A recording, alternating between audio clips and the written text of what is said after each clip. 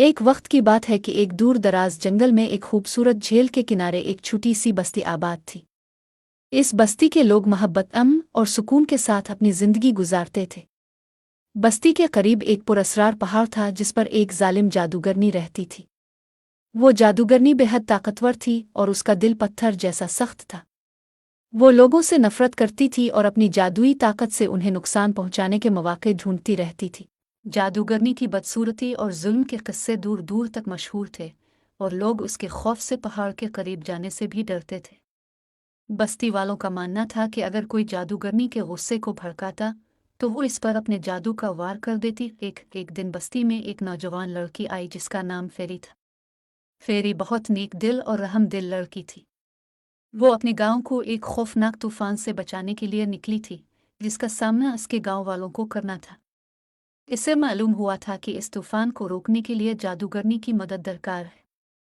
फेरी ने हिम्मत की और पहाड़ की तरफ रवाना हुई। बस्ती वालों ने इसे रोकने की कोशिश की लेकिन फेरी के दिल में अज़्म और हिम्मत थी। वो पहाड़ पर चढ़ गई और जादूगरनी की गार तक पहुंच गई। जब जादूगरनी ने फेरी को देखा तो इसने एक जोरदार कहकहा लगाया और कहा, कौन है जो मेरी गार में आने की जुर्रत कर रहा है? क्या तुम्हें मालूम नहीं कि मैं कितनी जालिम हूँ? फेरी ने बगैर किसी खौफ के कहा, मैं जानती हूँ कि आप कितनी ताकतवर हैं और मैं आपसे मदद मांगने आई हूँ। मेरे गांव को एक तूफान ने घेर लिया है और सिर्फ आप ही इसे रोक सकती हैं। जादूगरनी ने हैरान होकर फेरी की तरफ देखा। इतने बरसों में किसी ने भी इससे मदद मांगने की जुर्रत नहीं की थी। फेरी की मासूमियत और उसके दिल की सच्चाई ने जादूगरनी को हैरान कर दिया। कुछ लम्हों के लिए जादूगरनी सोच में पड़ गई। फिर उसने कहा, मैं तुम्हारे गांव को तूफान से बचा सकती हूँ लेकिन इसके बदले में तुम्हें अपनी जिंदगी कुर्बान करनी होगी। फेरी ने कुछ देर के लिए सोचा, फिर उसने कहा, अगर मेरी कुर्बानी से मेरे गांव के लोग बच सकते हैं तो मैं अपनी जान देने के लिए तैयार हूँ। फेरी की कुर्बानी और उसके दिल की सच्चाई ने जादूगरनी के दिल को नरम कर दिया। इसकी आंखों में आंसू आ गए और उसका दिल पिघलने लगा।